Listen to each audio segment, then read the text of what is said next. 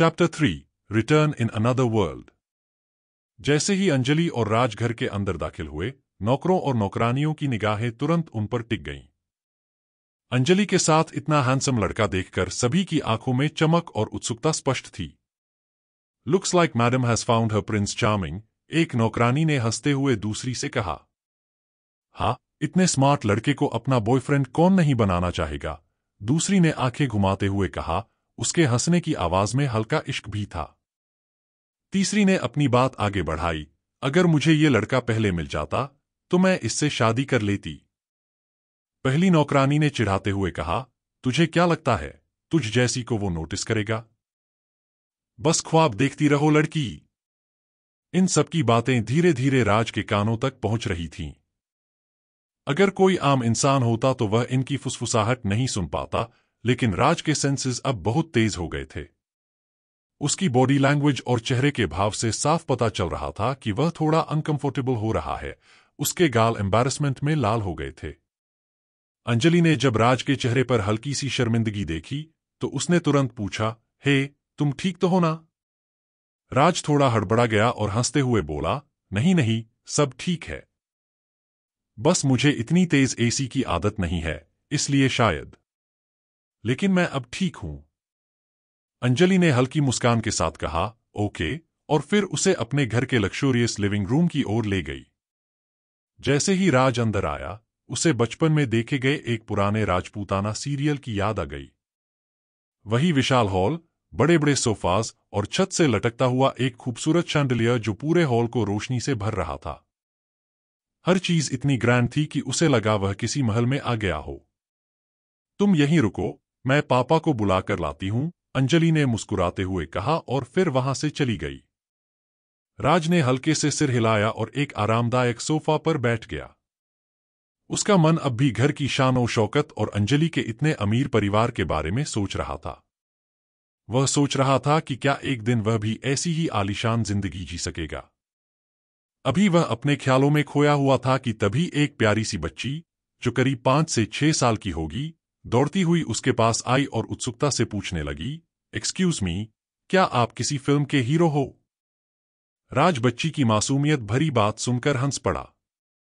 उसने उसे गोद में उठाकर अपने पास बिठा लिया और प्यार से कहा, नहीं, मैं किसी फिल्म का हीरो नहीं हूं। बच्ची ने उसकी तरफ बड़े इनोसेंट आईज से देखा और बोली, लेकिन आप बिल्कुल हीरो की तरह दिखते हो। मम्मी हमेशा कहती हैं कि हीरो लोग ऐसे ही होते हैं। राज फिर से मुस्कुराया और उसके सिर पर हाथ फेरते हुए बोला, वैसे तुम्हारा नाम क्या है? बच्ची ने तुरंत जवाब दिया, मेरा नाम परी है और मुझे सुपर हीरोज बहुत पसंद है। आप भी सुपरमैन हो क्या? राज ने हंसते हुए कहा, नहीं, पर मैं सुपरमैन जितना स्ट्रांग बनने की कोशिश जरूर कर रहा हूं। परी उसकी गोद में हंसते खिलखिलाते बातें करने लगी और राज को इस छोटे से पल में एक अलग ही सुकून महसूस हुआ। इस मासूम बच्चे के साथ बिताया गया पल उसे उसकी खोई हुई बचपन की याद दिला गया था, जिससे उसे अजीब तरह की खुशी मिली। जैसे ही अंजलि अपने पापा रंजीत कुमार सिंह के साथ हॉल में दाखिल होती है, परी तुरंत दौड़कर उनके गले लग जाती है। ओह मेरी प्यारी बेटी परी कैसी है? रंजीत जी ने परी को गोद में उठाते हुए प्यार से पूछा। उनकी आवाज में गहरी ममता और स्नेह था। मैं ठीक हूं पापा, परी ने थोड़े तुतलाते अंदाज में जवाब दिया, जिससे उसकी मासूमियत और भी बढ़ गई। हाँ, ठीक तो होगी ही। आखिर हमारी छोटी महारानी की वजह से सारे नौकर परेशान जो रहते हैं, अंजलि ने हंसते हुए चुटकी ली। अंजलि की इस बात पर परी ने तुरंत मुंह फुला लिया और उसे ऐसे देखकर रंजीत और अंजलि दोनों ही हंस पड़े। राज भी मुस्कुराए बिना नहीं रह पाया। परी की मासूमियत ने उसका दिल जीत लिया था। फिर रंजीत जी का ध्यान राज पर जाता है और राज को देखकर वो भी सोचने लगते हैं कि क्या कोई इतना हैंडसम भी हो सकता है।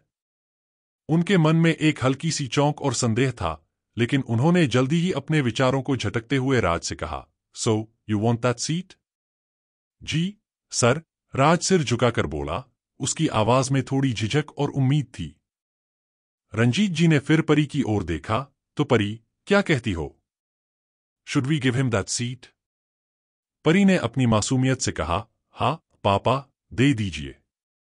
भैया बहुत अच्छे हैं। अब जब हमारी दोनों राजकुमारी चाहती हैं कि तुम्हें ये सीट मिले, तो जाओ, अपना सामान तैयार कर लो।